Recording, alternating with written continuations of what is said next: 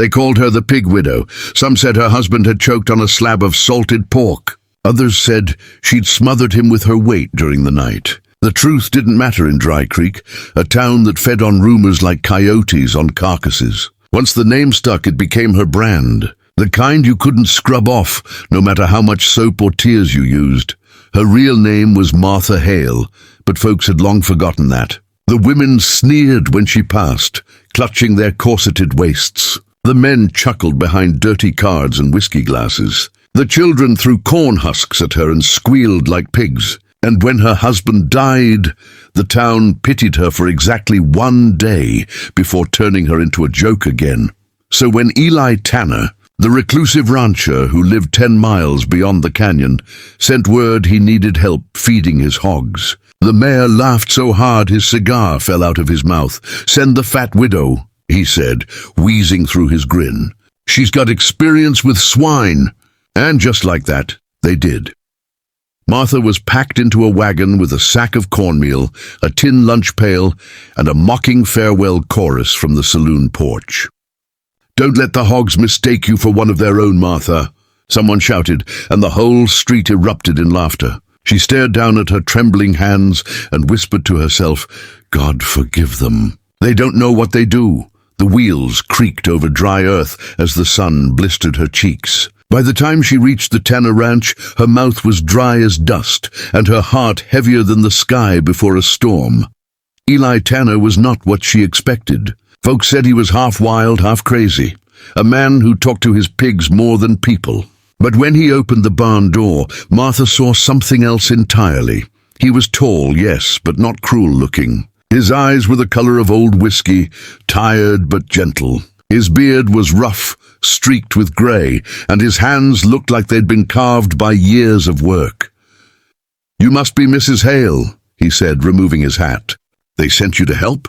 "They sent me to feed your pigs," she replied, the bitterness slipping out before she could catch it.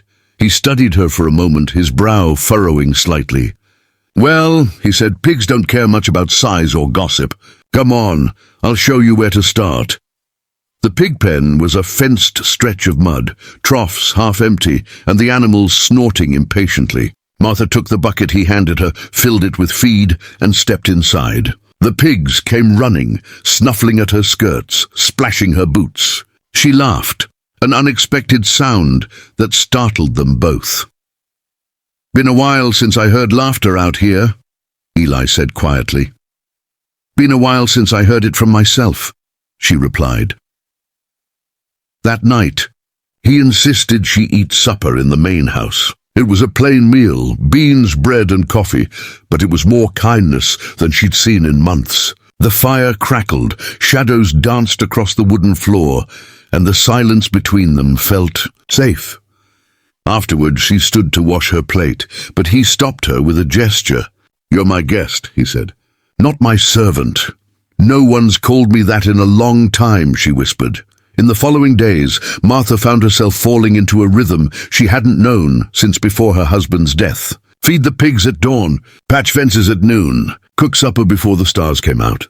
She sang sometimes while she worked, old hymns her mother used to hum. And Eli, though quiet, began to linger nearby whenever she did, but Dry Creek wasn't about to let things be. Word spread faster than wildfire. "The fat widow's living with Tanner now," they hissed. "Probably can't fit through his door without widening it." The jokes returned, sharper than ever, slicing through the air like knives. One evening, a pair of men rode out from town, drunk and mean. They leaned on the ranch fence, spitting tobacco. "Hey, Tanner," one called out. "Heard you took the pig widow in. She eat you out of house and home yet?" Eli's eyes darkened. "You best turn around and ride back before I stop being polite." They laughed, but something in his voice made their smiles falter. He stepped closer, his hand resting near his revolver. "Go on," he said softly, "before the hogs get hungry." They left, and after that night, nobody came near the ranch again. Still, the whispers didn't stop. Martha heard them whenever she went to town for supplies. They called her names in voices just loud enough to sting, but quiet enough to hide behind laughter. Yet every time she started to feel small again, she remembered Eli's eyes watching her across the fence, not with pity but with something deeper, respect. Then, one stormy night, the fire started. Lightning cracked across the sky, hitting the barn roof. Within seconds, flames licked the wood, turning it to orange and gold. The pigs screamed in terror. Martha ran into the rain, shouting for Eli. "The pigs! We have to save them!" He tried to hold her back. "You'll burn yourself alive." "I won't leave them," she cried. She tore free, sloshing through the mud, her skirts soaked and heavy. Smoke clawed at her throat as she wrenched open the barn door. One by one, she led the animals out, coughing, stumbling, blinded by heat and fear. When her legs gave out, strong arms caught her. Eli carried her away from the collapsing roof, just as it caved in with a thunderous crash. They both lay in the mud, gasping for air, the rain sizzling against the dying fire. He looked down at her, his hand brushing ash from her cheek. "You fool woman," he said, his voice trembling. "You could have died." "So could they," she whispered, tears mixing with rain. He stared at her for a long moment. The woman they called fat, foolish, unwanted. And something inside him broke open. He leaned down, pressed his forehead to hers and said quietly, "You ain't leaving this place. Not ever again." The days after the fire were quiet. They rebuilt the barn together, plank by plank. Martha's laughter returned, fuller this time, carried on the wind. And when Eli went into town next, he didn't go alone. He rode in with Martha seated behind him, her arms wrapped around his waist. The whole town stopped to stare. Someone in the saloon muttered, "Guess he kept the pig widow after all." Eli dismounted, looked straight at them and said loud enough for everyone to hear, "She's got a name. It's Martha Tanner now." You could have heard a pin drop. He took her hand, led her to the general store, and together they bought supplies, nails, seed, cloth, like any husband and wife would. When they rode home, the horizon burned gold with sunset, and for the first time Martha didn't feel heavy. She felt free. That night, as the crickets sang and the fire crackled in their rebuilt barn, Eli said, "You know, folks still might talk."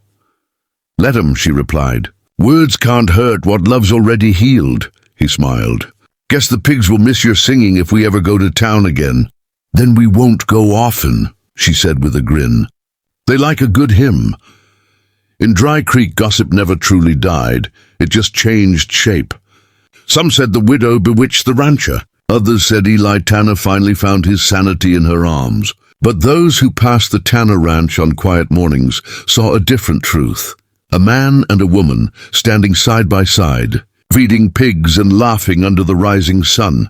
The fat widow, once the town's joke, had become its legend, and the lonely rancher who refused to let her go proved that sometimes the West wasn't just about guns and grit, it was about redemption, because love, in all its stubborn, untamed glory, is the one thing even a cruel world can't starve.